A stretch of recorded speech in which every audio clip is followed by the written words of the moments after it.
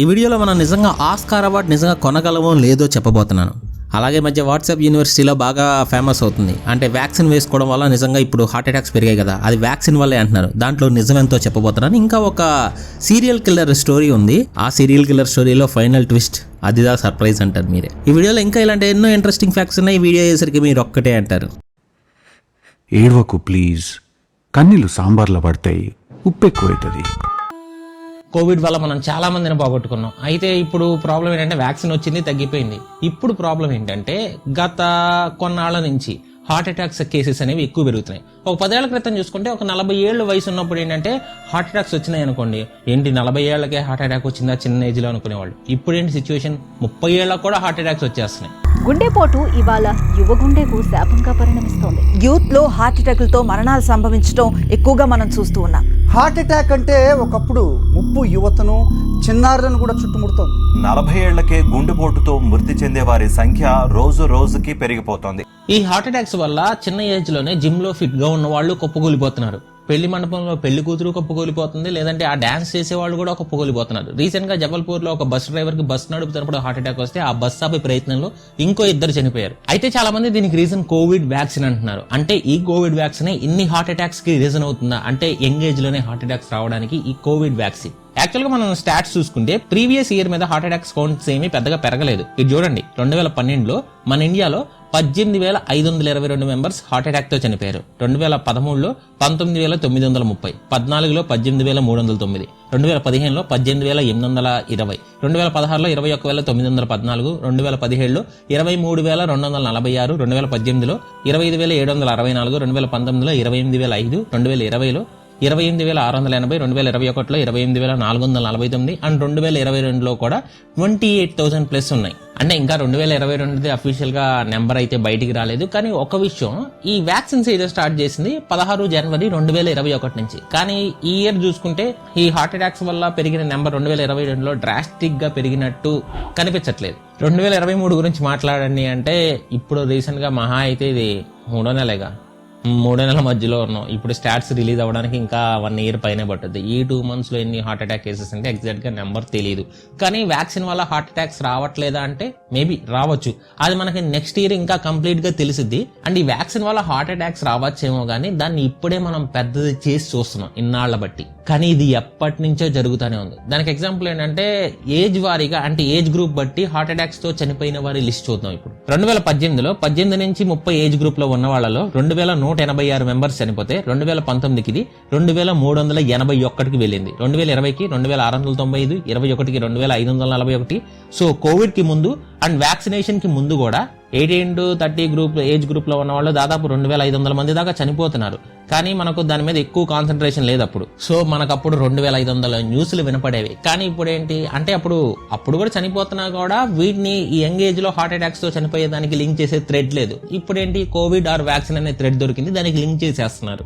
కానీ వ్యాక్సిన్స్ వల్ల heart attacks వచ్చే ఛాన్స్ లేదా అంటే ఎస్, ఖచ్చితంగా ఉంది. నేను అక్టోబర్ 2022లో ఒక వీడియోలో కూడా చెప్పాను, ఈ కోవిడ్ వ్యాక్సిన్ అనేది ఎక్కువ లంగ్స్ మీద ఎఫెక్ట్ చూపిస్తుంది అని. Flash back. డాక్టర్ జియాద్ అల్ ఎలే గారు నేచర్ మెడిసిన్ లో 150,000 మందిలో చేసిన స్టడీలో కోవిడ్ వచ్చిన 12 నెలల లోపే మనకి హార్ట్ డిసీజే కాదు, దాంతో పాటు ఇంకో 20+ డిసీజెస్ వచ్చే ఛాన్సెస్ ఉన్నాయంట.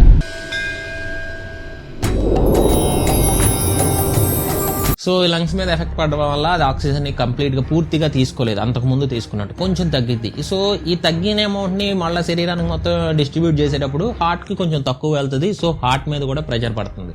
వ్యాక్సిన్ కి దీనికి కూడా రిలేషన్ ఉందా అంటే Fortis memorial research institute Gurgaon వాళ్ళు చేసిన స్టడీ ప్రకారం మయోకార్డిటిస్ అనే inflammation of the heart muscle రావడం వల్ల చాలా రేర్ గా జరుగుతుంది అని, కోవిడ్ వ్యాక్సిన్ వల్ల cardiac arrest are heart attack వచ్చే ఛాన్సెస్ చాలా తక్కువ అని కూడా చెప్పారు. సో ఇక్కడ రావని చెప్పట్లా, వచ్చే ఛాన్సెస్ చాలా తక్కువ అని చెప్తున్నారు.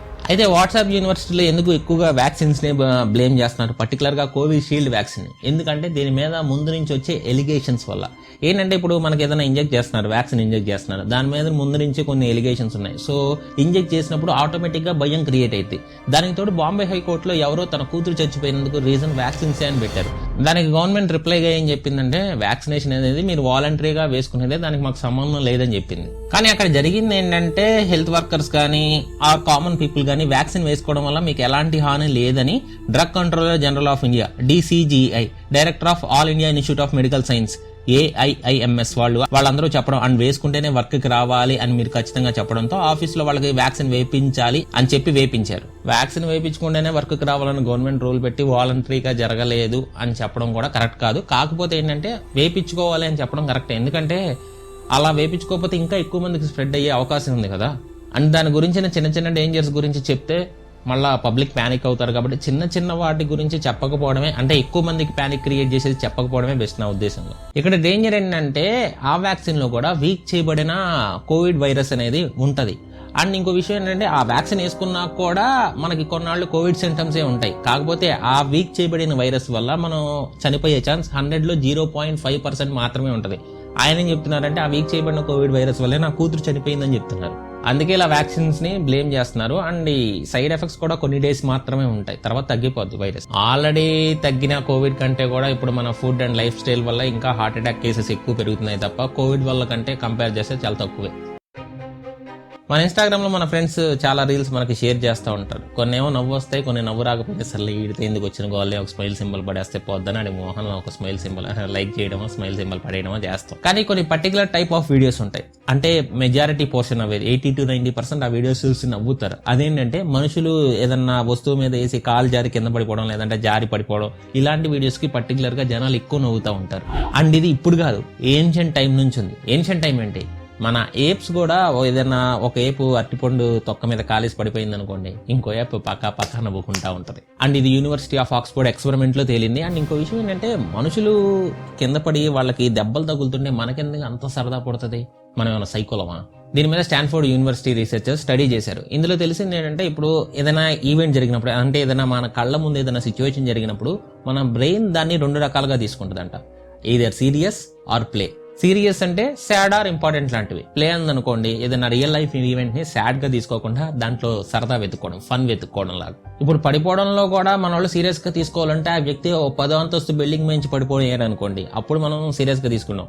అంటే ఏంటంటావు, ఇప్పుడు నువ్వు సీరియస్ గా తీసుకోవడానికి 10వ ఫ్లోర్ నుంచి పడాలంటావా అనకండి. కాకపోతే మెట్ల నుంచి పడ్డప్పుడు ఏంటంటే అతని ఫేషియల్ ఎక్స్ప్రెషన్స్ చూసినప్పుడు ఆటోమేటిక్ గా నవ్వు వచ్చేస్తుంది. అక్కడ ఇంకో విషయం ఏంటంటే ఆ ఇన్సిడెంట్ లో ఒకవేళ మెట్ల నుంచి జారిపడ్డాడు, ఇనీషియల్ గా నవ్వినా కూడా అక్కడ ఇంజురీస్ అయితే మనం జాలిపడతాం. కానీ వీడియోస్ లో షేర్ చేసే వీడియోస్ లో ఏమైందంటే మనకు ఆ పడే వరకు చూపిస్తారు తప్ప తర్వాత ఇంజురీస్ గురించి మనకు చూపించారు. కాబట్టి మనకు ఆ సిచ్యువేషన్ చూసినప్పుడు ఆటోమేటిక్ గా నవ్వు వచ్చేస్తా ఉంటుంది. ఇక్కడ ఏం జరుగుతుందంటే మన సొసైటీ అవతల వాళ్ళ సిల్లీ బిహేవియర్ కి మనం చూసి నవ్వాలి అని నేర్పిస్తుంది. అండ్ అందుకే మనం సైకలాజికల్ గా ఇలాంటి ఇన్సిడెంట్స్ కి నవ్వాలి అని ఫిక్స్ అయిపోయాం కూడా. నెక్స్ట్ ఫ్యాక్ట్ లోకి వెళ్ళే ముందు మీరు ఈ వీడియోని ఫుల్ స్క్రీన్ లో చూస్తే మీ మొబైల్ ఫోన్ కొంచెం డిల్ చేసి కింద ఉన్న లైక్ బటన్ కలర్ పరిచి నాకు ఫుల్ ఎనర్జీ ఉంది. అలాగే సబ్స్క్రైబ్ చేసుకున్న వీఆర్ ఫ్యామిలీ మెంబర్స్ అందరికీ love you so much. And కొత్తగా ఎవరైనా ఈ ఛానల్ ఇప్పుడు చూస్తే కింద ఉన్న red colour subscribe button click చేసి దాని పక్కనే ఉన్న గంట సింబల్ కొట్టి ఆల్లో పెట్టుకోండి. ఎందుకంటే ఆల్లో పెట్టుకుంటే పెట్టే వీడియో నోటిఫికేషన్స్ మీకు వస్తాయి, నాకు కూడా ఒక వ్యూ వస్తుంది. క్లౌన్స్ అంటే చాలా మందికి భయం ఉండొచ్చు, అదే కొంచెం జోకర్ ఫేస్ లో ఉంటది. ఆ ఫేసెస్ చూస్తే చాలా మందికి భయం వేస్తుంది. అలా చూడగానే మీరు తల తిప్పేసుకున్నారనుకోండి, మీకు కలరోఫోబియా ఉన్నట్టు. అది ఆల్రెడీ ఓల్డ్ వీడియోస్ లో చెప్పాను. అయితే మీరు ఏ స్టేజ్ లో ఉన్నారో తెలుసుకోవడానికి మీకు ఒక 18 క్వశ్చన్స్ చేస్తాను. ఆ 18 క్వశ్చన్స్ లో మీరు ఎస్ ఆర్ నో అనేది ఎన్నిటికో చూడండి. ఎన్ని ఎస్ లో వచ్చినాయి, ఎన్ని నోలు వచ్చాయో కింద కామెంట్ లో చేయండి. లాస్ట్ కి మీకు ఉందో లేదో చూద్దాం. నెంబర్ 1, మీరు ఒకవేళ క్లౌన్ ఇమేజ్ కనిపిస్తే మీరు తల తిప్పుకొని వెళ్ళిపోతారా? క్వశ్చన్ నెంబర్ 2, కొన్నిసార్లు బయటికి వెళ్ళినప్పుడు ఎక్కడైనా క్లౌన్స్ ఉన్నాయేమో అని వెతుకుతారా? క్వశ్చన్ నెంబర్ 3, ఒకవేళ క్లౌన్స్ కనిపిస్తే అది మిమ్మల్ని ఏమైనా చేస్తుందా అని భయపడతారా? మాకెక్కడ కనబడతారు అనుకోకండి, మెక్డొనాల్డ్ ముందుండే వాళ్ళు కూడా క్లౌన్సే. క్వశ్చన్ నెంబర్ 4, మీరు క్లౌన్స్ గురించి ఎక్కువసేపు ఆలోచిస్తున్నారా? క్వశ్చన్ నెంబర్ 5, ఆల్రెడీ ఎప్పుడైనా మీరు క్లౌన్స్ చూసిన ప్లేస్ కి వెళ్ళినప్పుడు అక్కడ ఇప్పుడు క్లౌన్స్ లేకపోయినా ఉన్నాయేమో అని భయపడ్డారా? క్వశ్చన్ నెంబర్ 6, మీరు క్లౌన్స్ ని చూడకుండా ఉండడానికి ఏమైనా చేస్తారా? క్వశ్చన్ నెంబర్ 7, కొన్నిసార్లు క్లౌన్స్ మీకు హార్మ్ చేస్తాయని ఆలోచిస్తున్నారా? క్వశ్చన్ నెంబర్ 8, ఇంత ట్రై చేసినా క్లౌన్ కనిపిస్తే సడన్ గా మీకు ఎక్స్ట్రీమ్లీ భయం వచ్చేస్తుందా? క్వశ్చన్ నెంబర్ 9, మీకు క్లౌన్ కనిపిస్తే ఆ విజువల్స్ నుంచి బయటికి రావడానికి మీకు చాలా టైం పడుతుందా? క్వశ్చన్ నెంబర్ 10, మీకు క్లౌన్ కనిపిస్తే ఆ రూమ్ ఆర్ ఆ ప్లేస్ నుంచి వెళ్ళిపోతారా? క్వశ్చన్ నెంబర్ 11, మీకు క్లౌన్ కనిపిస్తే అది మిమ్మల్ని వెంటాడుద్ది అనుకుంటున్నారా? క్వశ్చన్ నెంబర్ 12, మీకు క్లౌన్ కనిపిస్తే వెంటనే వేరే వాళ్ళ దగ్గరికి పారిపోతారా? క్వశ్చన్ నెంబర్ 13, మీకు క్లౌన్ కనిపిస్తే అది మిమ్మల్ని పట్టుకుంటున్నట్టు ఫీల్ అవుతారా? క్వశ్చన్ నెంబర్ 14, మీరు క్లౌన్ కి భయపడతారు. క్వశ్చన్ నెంబర్ 15, మీరు దాన్ని చూస్తే పానిక్ అయిపోతారు. క్వశ్చన్ నెంబర్ 16, క్లౌన్స్ మీ ఫియర్స్ అన్నిటిలో వర్స్ట్ ఫియర్. క్వశ్చన్ నెంబర్ 17, మీరు క్లౌన్ ని చూస్తే నర్వస్ అవుతారా? క్వశ్చన్ నెంబర్ 18, మీరు క్లౌన్ ను చూస్తే చెమట పట్టి హార్ట్ బీట్ పెరిగిపోయి సడన్ గా కళ్ళు తిరిగి పడిపోతారు. ఈ క్వశ్చన్స్ అన్నిట్లో ప్రతి 2 పాయింట్స్ కలిపి, అంటే ఎక్కువ 10 ఎస్లు వచ్చినాయి అనుకోండి, అందులో 10 ఎస్లో 2 పాయింట్స్ కలిపి మీరు మొత్తం 5 స్టేజ్లు, ప్రతి 2 పాయింట్స్ కి ఒక స్టేజ్ చొప్పున 10 పాయింట్స్ వచ్చాయి అనుకోండి, మీరు 5వ స్టేజ్ లో ఉన్నట్టు. 1 to 8 స్టేజ్ లో మీరు ఏ స్టేజ్ లో ఉన్నారో కూడా కింద కామెంట్ చేయండి. 18 ఎస్లు వచ్చేసి 8 లెవెల్స్ కాకుండా 9వ స్టేజ్కి వెళ్ళారు అనుకోండి, వెంటనే డాక్టర్ దగ్గరికి వెళ్ళండి. అండ్ ఇంకో విషయం ఏంటంటే, ఈ క్లౌన్ ఫియర్ అనేది ఏజ్ పెరిగే కొద్దీ తగ్గుద్దని ఆ రీసెర్చ్ లో కూడా తెలియదు, కంగారు పడకండి. ఇప్పుడు ఒక సైకో స్టోరీ చెప్పబోతున్నాను. ఈ సైకో స్టోరీలో క్లైమాక్స్ లో కూడా ఒక ట్విస్ట్ ఉంటుంది అనమాట. ఈ స్టోరీ తెలుసుకోవడానికి మీరు ఒక 115 సంవత్సరాలు వెనక్కి వెళ్ళాలి. 1908 ఏప్రిల్ 28 తెల్లారుజామున 4 గంటలు మెక్లంగ్ రోడ్ లో ఉన్న ఒక ఫామ్ హౌస్ తగలబడిపోయింది. ఆ ఇంట్లో ఉంటున్న వెల్లి గణేష్ తో పాటు ఇంకో 3 బాడీస్ కాలిపోయి దొరికాయి. ఆ 3 బాడీస్ కూడా ఆ పిల్లలవి అని పోలీసు వాళ్ళు చెప్పారు. ఎర్లీ మార్నింగ్ 4 అంటే అందరూ ఆ 4 మెంబర్స్ నిద్రపోయి ఉండగా ఇన్సిడెంట్ జరిగింది అనుకున్నారు, కానీ మిస్టీరియస్ గా వాళ్ళ బాడీస్ బేస్మెంట్ లో ఉన్నాయి అని కన్ఫర్మ్ చేశారు పోలీసులు. అండ్ ఆ 4 చనిపోవడానికి రీజన్ బెల్లీ గణేశే. కాదు, ఆ 4 చంపింది బెల్లీ గణేశే. అదేంటి, చనిపోయిన వాళ్ళలో బెల్లీ గణేష్ కూడా ఉంది. తను ఎలా చంపుకుంటుంది, ఒకవేళ ఇంకేమైనా జరిగిందా ఆ రోజు రాత్రి అని తెలుసుకోవాలనుందా? ఇంకొంచెం వెనక్కి వెళ్దాం. నవంబర్ 11, 1859 ఈ బెల్లీ పుట్టింది. ఆమె కొంచెం బలంగానే ఉండేది, 90 kgs వెయిట్ ఉండేది, అండ్ 5 feet 9 inches వరకు ఎత్తు కూడా పెరిగిందంట. కొన్ని సోర్సెస్ ప్రకారం ఆ 18 సంవత్సరాలు ఉన్నప్పుడే ప్రెగ్నెంట్ అయింది. అలా అయినప్పుడు ఒక డాన్స్ ఫెస్టివల్లో ఒక అతను కడుపు మీద తనడం వల్ల ఆమె మిస్క్యారేజ్ అయిందని చెప్తారు. కానీ అతను రిచ్ అవడంతో అతని మీద కేసు లేకుండా పోయిందంట. ఇక్కడే బెల్లీ పర్సనాలిటీలో చాలా చేంజెస్ వచ్చాయి. అండ్ ఇది జరిగిన కొన్ని రోజులకే ఆ అతను స్టమక్ క్యాన్సర్తో చనిపోయాడంట. తర్వాత కొన్ని సంవత్సరాలకి ఆమె చికాగో, ఇలినోయాస్ కి వెళ్లి అక్కడ మెయిడ్ గా వర్క్ చేస్తూ 1884 మెడాస్ ఆల్బర్ట్ సోర్సన్ అనే అతన్ని పెళ్లి చేసుకుంది. చేసుకున్నాక ఒక క్యాండీ స్టోర్ ఓపెన్ చేశారు, కానీ అది సరిగ్గా వర్క్ అవ్వలేదు. కానీ మిస్టీరియస్ గా ఒక రోజు వాళ్ళ షాప్ తగలబడిపోయింది. కానీ దాని నుంచి ఇన్సూరెన్స్ డబ్బులు గట్టిగానే వచ్చాయి. ఇదే ఫస్ట్ టైం బెల్లీకి ఇంత డబ్బులు ఇన్సూరెన్స్ నుంచి వస్తాయి అని తెలియడం. అలా వచ్చిన డబ్బులతో కొత్త ఇల్లు కొన్నారు, 4 పిల్లల్ని కన్నారు. వాళ్ళలో 2 పిల్లలు చనిపోయారు. అండ్ వాళ్ళకి ఇన్సూరెన్స్ ఉండడం ఒక డౌట్ అయితే, వాళ్ళు చనిపోయిన సింటమ్స్ కూడా అన్ని విషం ఇచ్చినట్టే చంపినట్టు ఉన్నాయని చెప్పారు. కానీ యాక్యూట్ కాల్టిస్ అనే డిసీజ్ వచ్చి చనిపోయారని అందరినీ నమ్మించారు. తర్వాత జూలై 30, 1900 ఆమె భర్త ఆల్బర్ట్ సోర్సన్ కూడా చనిపోయాడు. అది కూడా ఎలాంటి రోజు తెలుసా? ఆ రోజు తను ప్రీవియస్ గా తీసుకున్న పాలసీ ఎండ్ అవుతుంది, అండ్ కొత్త పాలసీ కూడా ఆ రోజు నుంచే స్టార్ట్ అవబోతుంది. ఆ రోజు గనక అతను చనిపోతే 2 పాలసీ డబ్బులు వస్తాయి. కరెక్ట్ గా అదే రోజు చనిపోయాడు. ఇతను కూడా సేమ్ పాయిజనింగ్ సింటమ్స్ ఉన్నాయని అంటారు. అండ్ ఆ హస్బెండ్ ఫ్యామిలీ వాళ్ళు ఎంక్వైరీ కావాలి అన్నారు, కానీ అది జరగలేదు. బెల్లీ మాత్రం హ్యాపీగా $8,500, ఇప్పుడున్న వాల్యూకి అది $2,40,000 అనమాట. ఆ మనీతో ఒక పెద్ద ఫామ్ అండ్ ఇల్లు కొనేసింది. ఇంత జరిగిన కొంత టైంకి 1902లో పీటర్ గిన్నెస్ అనే అతన్ని ఇంకో అతన్ని పెళ్లి చేసుకుంది. ఇతనికి ఆల్రెడీ పెళ్ళయి 2 పిల్లలు ఉన్నారు, కానీ వైఫ్ చనిపోయింది. సో సెకండ్ మ్యారేజ్ వీళ్ళ ఇద్దరికి. అండ్ ఇంకా పెళ్ళైన కొన్ని రోజులకే అతని పీటర్ 2 కూతుర్లలో చిన్న పాప చనిపోయింది. అంటే ఇంట్లో ఓన్లీ బెల్లీ అండ్ ఆ పాప ఉన్నప్పుడే ఇన్సిడెంట్ జరిగింది. సో బెల్లీనే చంపేసి ఉండొచ్చు అనుకున్నారు. ఇది జరిగిన 8 months కి పీటర్ తలపైన ఒక పెద్ద వస్తువు పడి పీటర్ కూడా చనిపోయాడు. కానీ పీటర్ 2వ కూతురు స్కూల్లో బెల్లీయే వాళ్ళ నాన్న కొట్టి చంపేసిందని చెప్పారు. కానీ ఆ టైంలో బెల్లీ ప్రెగ్నెంట్ అవడంతో కొంచెం జాలి చూపించారు. అండ్ కోర్టు కూడా బెల్లీ మాటల్ని నమ్మేసింది. ఆమెకు ఒక బాబు పుట్టాడు. ఇక్కడ ఇవన్నీ చూసి పీటర్ 2వ కూతుర్ని వాళ్ళ రిలేటివ్స్ తీసుకెళ్లిపోయారు అని అందరినీ నమ్మించింది బెల్లీ. కానీ ఇది అయ్యాక ఆ పాప ఎవ్వరికీ కనబడలే. వీళ్ళందరి చావులకి ఇన్సూరెన్స్ డబ్బులు వచ్చాయి. 1907లో ఫామ్ లో అండ్ ఆమె క్రైమ్ లో హెల్ప్ కి లే ర్యాంపేర్ అనే అతన్ని పెట్టుకుంది. తర్వాత పేపర్లో ఒక అడ్వర్టైజ్మెంట్ ఇచ్చింది, వరుడు కావాలి అని, ఫామ్ లో షేర్ ఇస్తా అని. కానీ వాళ్ళకున్నదంతా అమ్మేసి వచ్చేసి ఇక్కడే ఉండాలి అని. ఆ యాడ్ నమ్మి ఎంతో మంది వెళ్లారు. కానీ ఇప్పటివరకు అఫీషియల్ కౌంట్ లేదు, కానీ వెళ్లిన వాళ్ళు ఎవ్వరూ తిరిగి రాలేదు. అలా ఆల్మోస్ట్ 40 మందిని చంపేసి లాస్ట్ కి తన ఇల్లు కూడా కాలిపోయి అందులో ఉన్న పిల్లలతో సహా చనిపోయిందని అందరూ నమ్మారు. కానీ ఇది జరగడానికి కొన్ని రోజుల ముందే ఆమె ఒక కొత్త పని మనిషిని పనిలో పెట్టుకుంది. అండ్ అక్కడ కాలిపోయిన ఉన్న ఫిమేల్ బాడీకి కూడా తల లేదు. ఆ పని మనిషిని ఆమె పిల్లల్ని చంపేసి ఆమె చనిపోయింది అన్నట్టు క్రియేట్ చేసింది. ఎందుకంటే ఆమెకి పేరు మార్చుకోవడం కూడా కొత్త కాదు. ఆ అసలు పేరు బెల్లీ గెనిస్ కాదు, బ్రిన్ హిల్ పాల్ డాటర్ స్టోర్సెత్. తర్వాత బెల్లీ గెనిస్ గా మార్చుకుంది. ఈ ఇన్సిడెంట్ తర్వాత ఏ పేరుతో ఎన్ని మర్డర్స్ చేసిందో ఎవరికి తెలియదు.